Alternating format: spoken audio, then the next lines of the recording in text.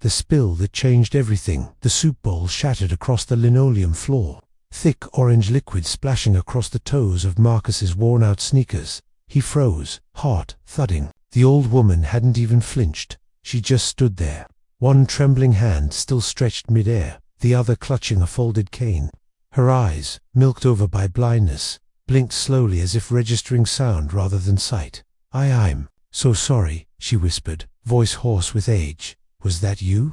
Marcus bent down, already pulling napkins from the stack, tucked in his janitor's belt. "No harm done, ma'am," he said gently, soaking up the spill. "It's just soup." She shuffled back a step. "It was my dinner." The cafeteria was nearly empty, lights humming above them. The nursing home always felt quieter during dinner shift, like the place was holding its breath. A few nurses lingered. At the far end, someone coughed in a hallway. Marcus stood, wiping his hands. "I'll get you another." "You don't have to." He looked at her, this thin, blind woman with cracked fingernails and trembling lips, and said, "No, ma'am, I do." He returned minutes later with a fresh bowl. Chicken this time. She didn't even ask, just sat patiently, fingers folded on the table like a child waiting to be served. When he set it down and guided her spoon gently into her hand, she smiled like he'd given her a warm home instead of food. "You don't work in the kitchen," she said, spoon hovering mid-air. "I remember your voice from the hallway. Mop wheels. Bleach. You clean?" "Yes, ma'am." "Name's Marcus." Her fingers paused at the spoon's edge. "I'm Edith." He nodded. "Nice to meet you, Miss Edith." From that moment on, he never passed her table without stopping. Some days he brought her small things from the vending machine, butterscotch, a soft oatmeal cookie, or even a tiny flower he picked from outside. Other days, he sat during his break and listened to her stories, half whispers about a house with rose wallpaper, a daughter who used to sing in the bathtub, a garden no one had visited in years. She always spoke of the daughter like she'd just left the room, not like someone who hadn't visited in over a decade. "You think she'd come back?" Edith asked one rainy evening, her voice barely audible over the tap-tap-tap on the windows. Marcus hesitated. "I think anyone smart would come back for you." She chuckled, dry and brief, like a leaf crunching underfoot. "You don't know what people are like when money's involved." That line sat heavy with him. Something about her wasn't quite right, not in a dangerous way, just ... off. Her clothes were old but once expensive. Her perfume, barely there now, smelled like something from a high-end boutique. She never mentioned a husband, never explained how she ended up here. She always said one thing though, "She's watching me. I know she is." Marcus thought she meant the nurses, or maybe God, but Edith would shake her head.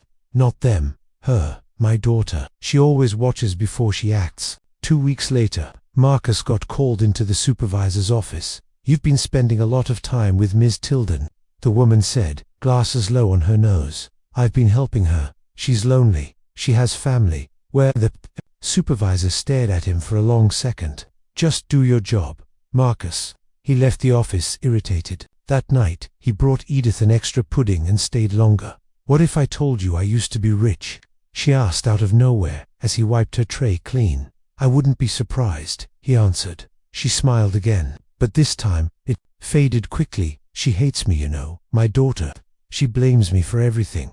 "What happened?" Edith only whispered. "One day, she'll tell you, if she trusts you." That was the last thing she said before a tall, sharply dressed woman entered the cafeteria. Black coat, red lipstick, not a wrinkle on her flawless skin. She stood at the doorway, watching them. Her presence was silent but electric. Marcus turned to look, and something inside him tensed. She didn't walk toward them, she just watched. Eyes narrowed, unblinking. Edith's spoon froze mid-air. "She's here," she said. Marcus frowned. "Who?" Edith didn't answer. The woman turned and walked away. That night, something kept Marcus awake. A strange tightness in his chest. He kept remembering the woman's gaze, not curious, not angry, calculated, cold. The next morning, he arrived early and walked past the front desk, where the visitor log lay open. Only one entry stood out, Miranda Tilden. His eyes locked on the name. She had signed in at 5:16 a.m.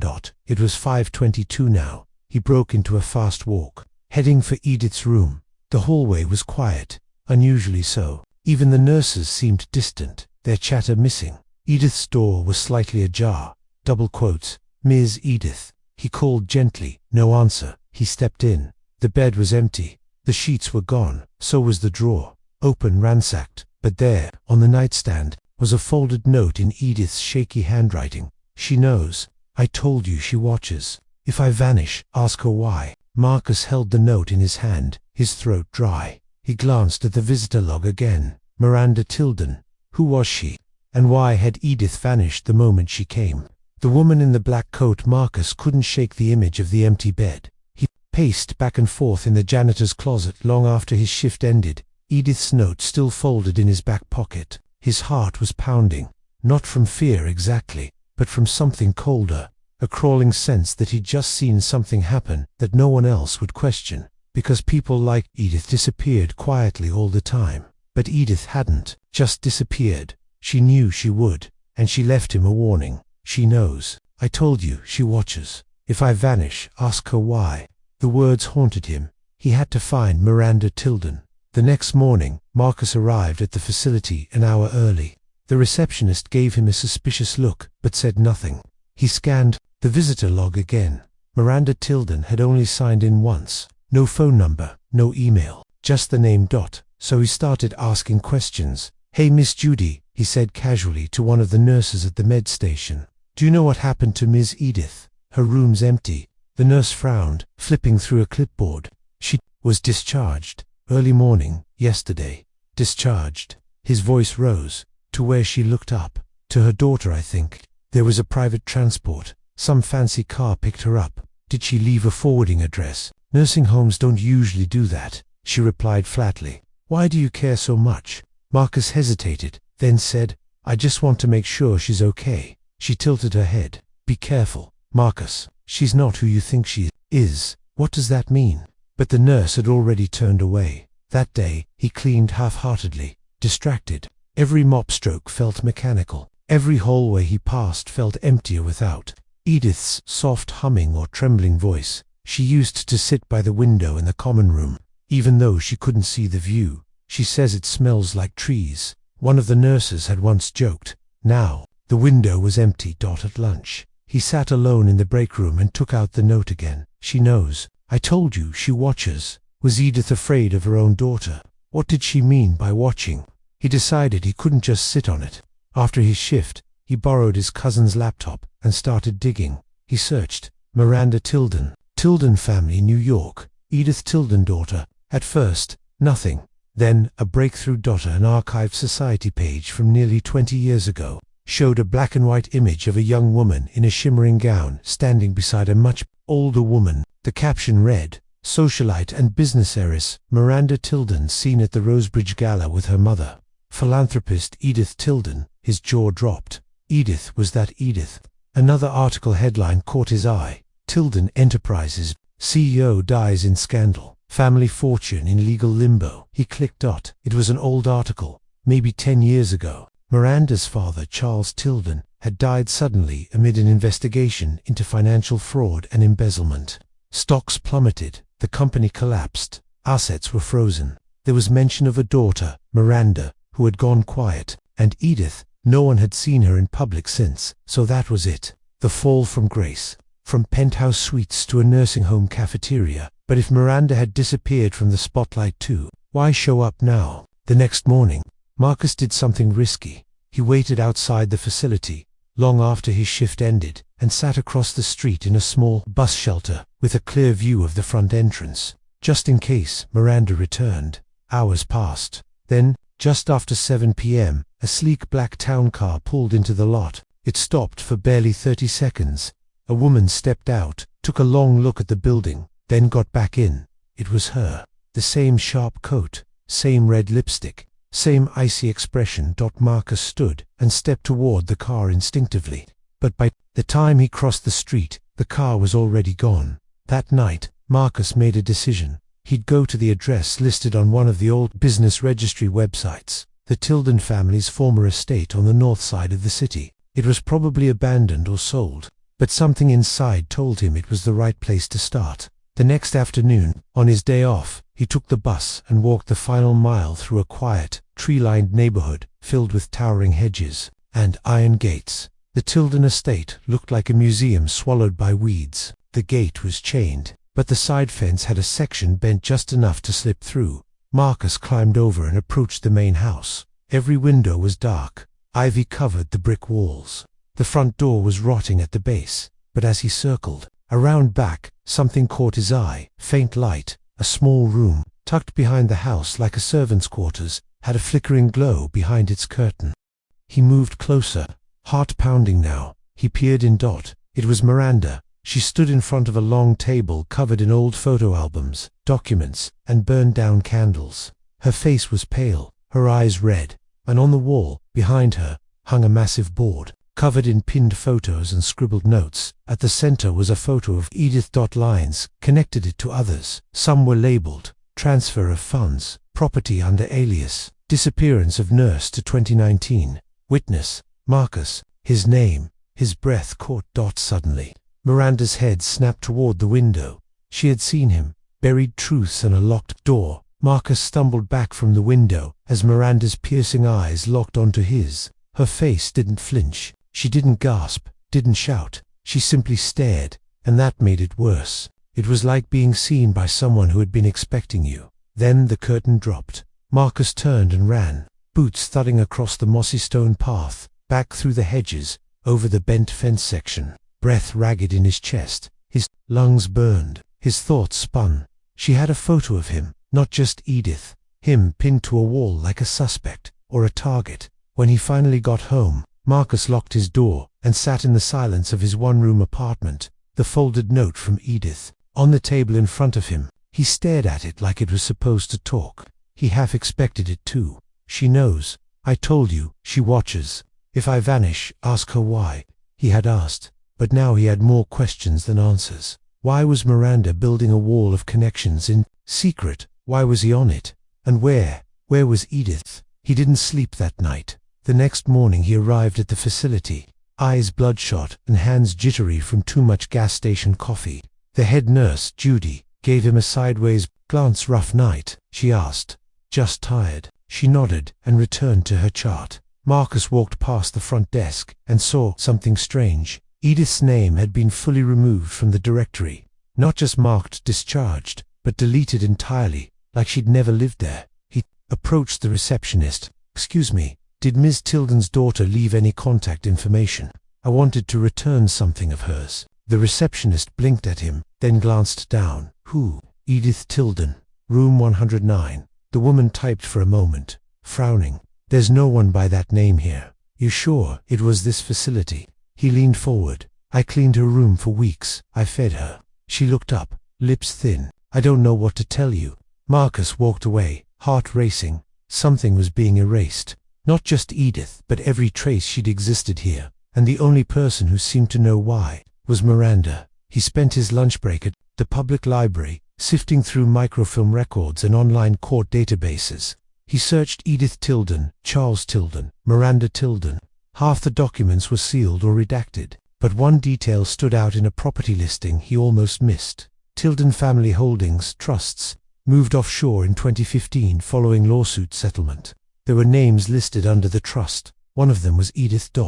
Another, surprisingly, was Miranda, but the third name, barely visible, caught his eye. Claire Denton. He searched the name. A hit. Claire Denton, 52, former private nurse, employed by the Tilden family, until her sudden disappearance in 2019. The hairs on Marcus's arms rose. A nurse, gone, no explanation. And now Edith, gone the same way. Were they connected? He printed what he could and folded it into his jacket. It was time to confront Miranda. That evening, Marcus returned to the Tilden estate. The lights were off, the curtains drawn. He waited near the same back path, heart pounding in his chest like a warning drum. Finally, after nearly an hour, a light flickered in the back room again. He crept forward. This time, instead of peering through the window, he tapped on it. Soft. 3 times. Silence. Then movement. The curtain opened an inch. Miranda's face appeared, pale, watching. Then, slowly, she unlocked the back door and opened it. Just a crack. You shouldn't be here, she said quietly. I don't care, Marcus replied. Where's Edith? Miranda exhaled and stepped aside. Come in. The room was dim, filled with old photos, stacks of folders, and maps pinned across the walls. The air smelled like paper and candles. Marcus stepped in cautiously. "Don't touch anything," she said, closing the door behind him. "I won't. Just tell me what's going on." Miranda folded her arms. "She warned you, didn't she?" Marcus pulled out the note and handed it to her. Miranda read it silently, then folded it and placed it in a box already filled with letters in Edith's handwriting. "She always knew I'd come for her," she whispered. "What do you mean, come for her? You made her disappear." Miranda turned sharply. "I saved her." "From what?" "From herself, from what she did, from what she covered up." Marcus shook his head. "She's a blind old woman. She's not dangerous."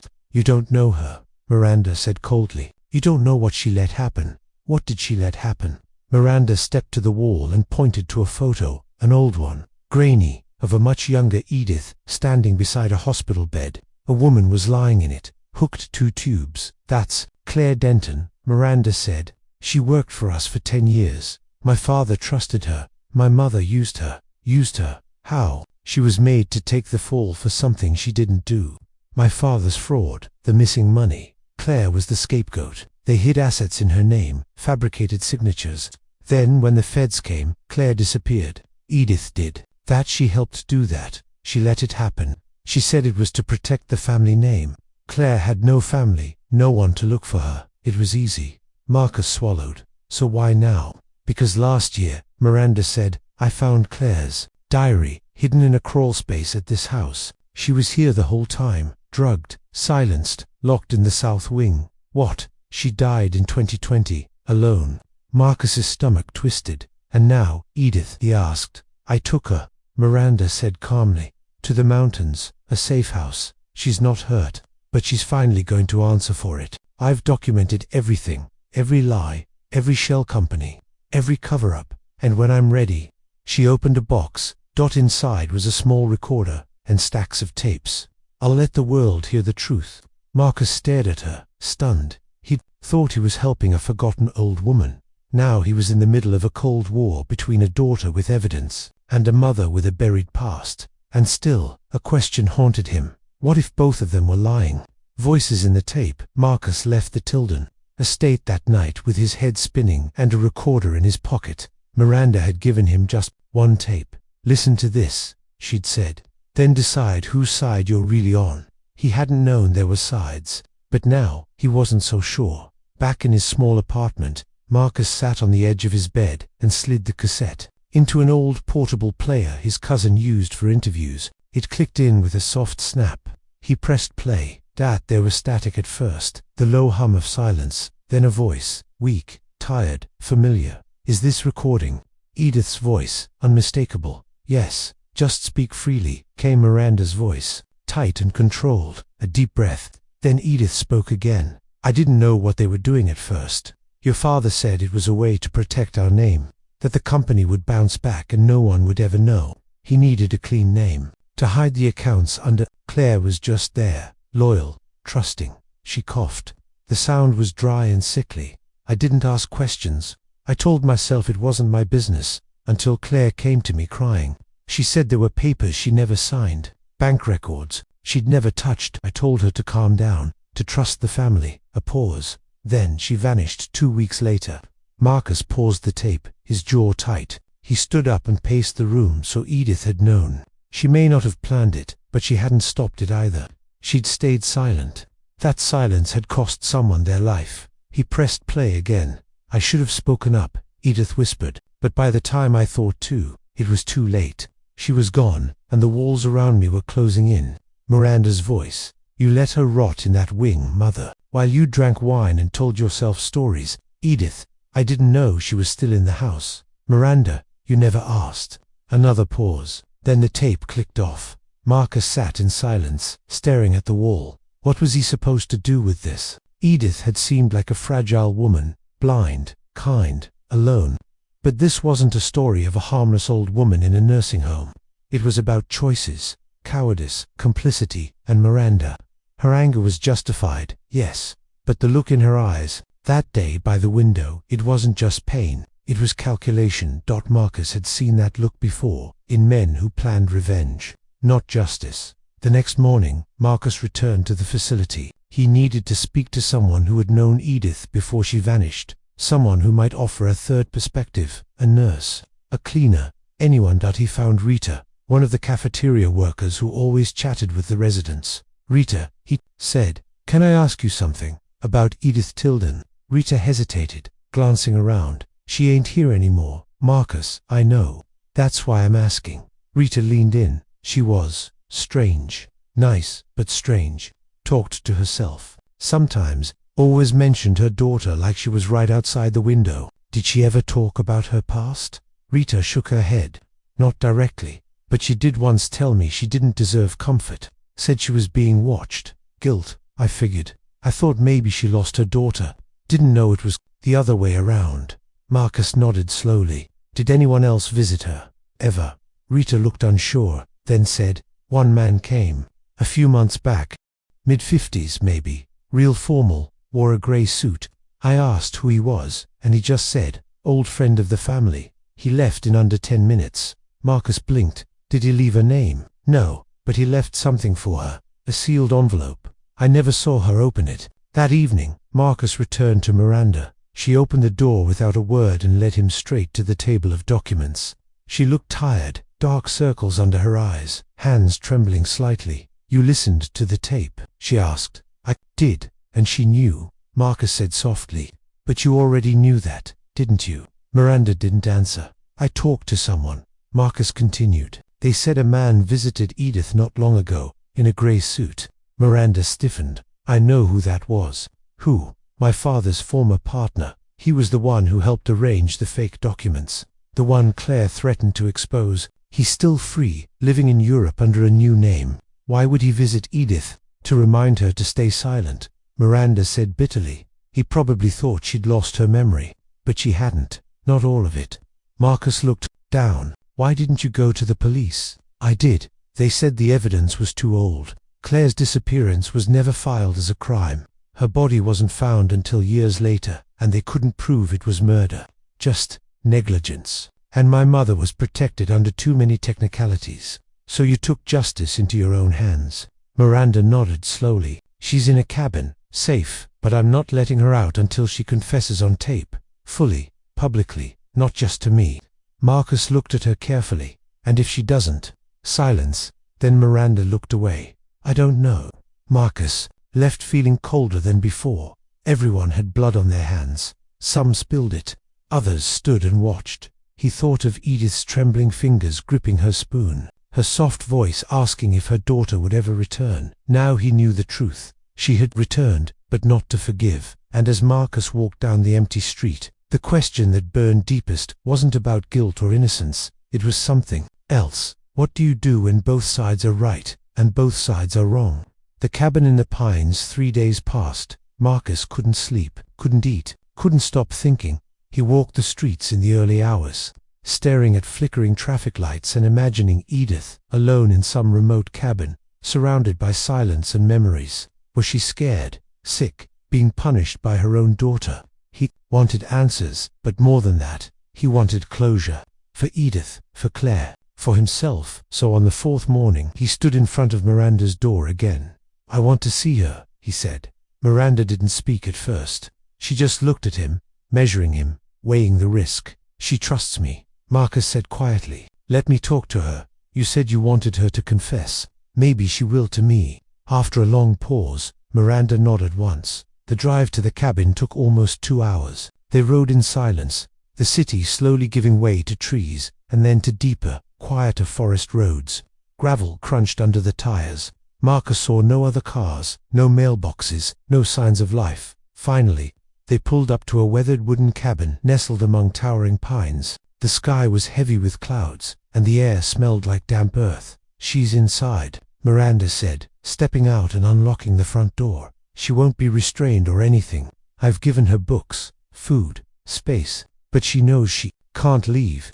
Marcus followed her in. The inside of the cabin was warm but sparse. A fire burned in the corner hearth. There was a single bed, a small kitchen, a table, and sitting at that table, wrapped in a faded shawl, was Edith. She looked up slowly as he entered. Her eyes widened, cloudy as ever, but unmistakably surprised. Marcus, she said, voice barely more than a breath. He stepped forward, heart thudding. Yes, ma'am, it's me. She let out a weak laugh, a sad, almost broken sound. They told me you'd forget about me. I couldn't, he said. Not after what you wrote. Edith's thin fingers reached toward him, trembling. He took her hand gently. Brought light to that dark place, she whispered. The home. I waited every evening to hear your footsteps. Marcus swallowed the lump rising in his throat. Ms. Edith. I heard the tape. What happened to Claire? What you knew? Her face fell. Her hand slipped from his. I didn't want to believe it, he said softly. But you knew she was in danger. And you didn't do anything. Tears welled in Edith's eyes. I did nothing, she whispered, and I've lived with that silence screaming in my ears every day. She turned slightly toward the fire. I loved Claire, she said, not romantically, but she was like a daughter to me.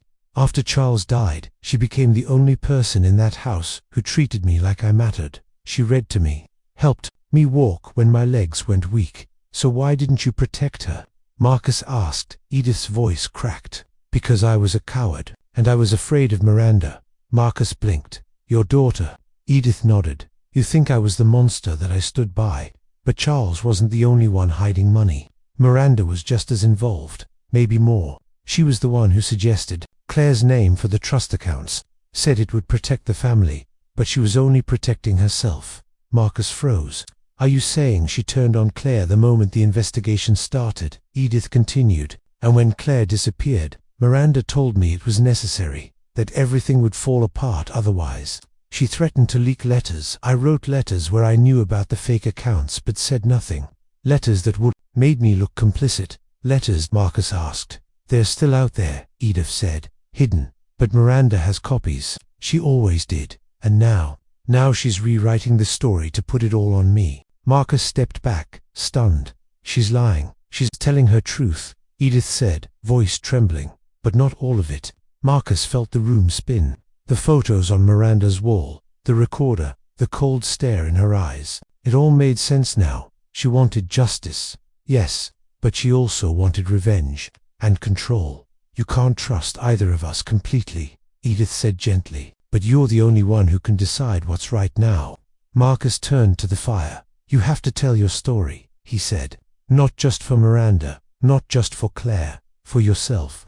Edith smiled faintly. I'm tired, Marcus. I'll help you, he said. We'll record it. Your voice, your truth. And then you can decide what to do with it. She didn't answer right away. Then, after a long silence, she nodded once. Later that evening, Marcus sat across from Edith, holding the same recorder Miranda had used. The fire crackled. Rain tapped the roof gently, and Edith began to speak. My name is Edith Tilden. I am 78 years old, and this is my confession. She spoke for nearly an hour, about the money, the fear, the letters, Miranda, and Claire. When she was done, Marcus clicked stop. He didn't know what to feel. He had come searching for truth, but all he had found were layers. Some of it was Miranda's truth, some was Edith's, and somewhere in between lay Claire's. Before he left the cabin, Edith pressed something into his hand, a small brass key. What's this? He asked. To the old piano bench at the estate, she said. Claire's real diary is there. I hid it. Before Miranda could find it, Marcus looked at her, stunned. You'll need it, she whispered, to know what really happened. The final page. Marcus returned to the Tilden estate just before sunrise. The sky was barely waking, stained soft grey and pale gold. He moved quickly, stepping through the same bent fence, walking past the overgrown garden, and around to the side of the house where the grand piano still sat, untouched, behind a dusty curtain. Inside the drawing room, it felt as if time had frozen. Every step echoed against wood that hadn't been swept in years. Cobwebs crowned the corners. The piano itself was covered with a faded white sheet. He removed it gently. His fingers found the narrow brass lock beneath the bench. The key Edith gave him slid in smoothly. Click. Inside was a tattered leather notebook. The first page read, Claire Denton, Personal Journal. He took a breath and opened it. October 3rd, 2015. They've asked me to sign something I don't understand. Miranda says it's routine, but Charles wouldn't meet my eye. I'm nervous. I don't trust them anymore. October 12, 2015. Miranda brought me wine again. She's too nice when she wants something. Edith seems distant. I think she knows something but won't say. November 2nd, 2015. I found papers in the study. Huge transfers. In my name, but I never opened those accounts. When I told Charles, he laughed. Edith begged me to stay quiet. I feel trapped. November 16th, 2015. I told Edith I would go to the police, that I had to. She cried. She said I didn't understand what was at stake, that Miranda would ruin me, that she had letters. December 5th, 2015. I tried to leave. Miranda stopped me at the door. She said if I went, everything would fall apart. She said no one would believe me, that I had no family. She's right. December 8th, 2015. I'm being drugged. I know it, the tea, the wine, something. I've been locked in the south wing. No visitors, no phone. Edith hasn't come. I don't think she ever will. January 1st, 2016. Happy New Year. I think this may be my last entry. If anyone finds this, please, please believe me. I didn't do what they said. I just wanted to help. I just wanted to live. By the time Marcus reached the final page, his hands were shaking. Claire had told the truth, in her own words, with dates, with names, and now, Marcus had it. The real story, not Miranda's clipped accusations, not Edith's selective regrets, but the voice of the only person who had no power, no protection, and no one coming for her. Until now. Marcus sat in front of Miranda's desk that afternoon, the journal between them. She picked it up with trembling hands. This can't be real, she whispered. It's real, Marcus said quietly. She lead to me, Miranda muttered.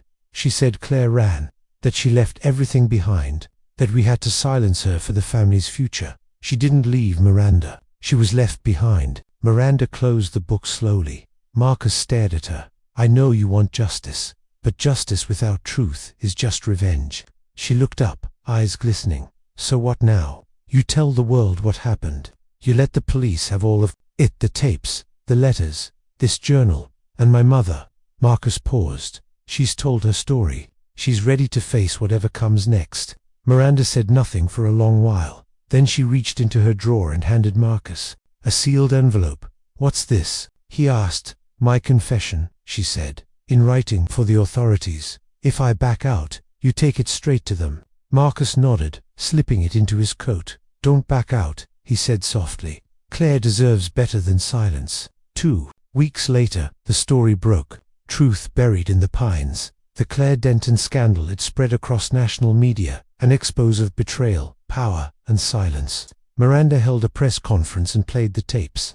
The journal was authenticated. Edith's voice shook through radios and news feeds. Claire Denton's name was cleared. Her family, distant cousins she never met, received her final words. The nursing home staff, stunned by the truth, held a candlelight vigil in her honor. Edith was placed in supervised care. Miranda stepped down from every position she held, awaiting legal proceedings, and Marcus, he returned to his mop and bucket, but something in him had changed. He'd always thought janitors were invisible. Now he knew that sometimes it's the ones no one sees who uncover what no one else dares to look for. One afternoon, months later, Marcus stood alone in the woods by the cabin. The wind whispered through the trees, like voices not forgotten. He pulled a small wooden plaque from his backpack and planted it in the earth near a tree. It read, "For Claire, you were heard. The end."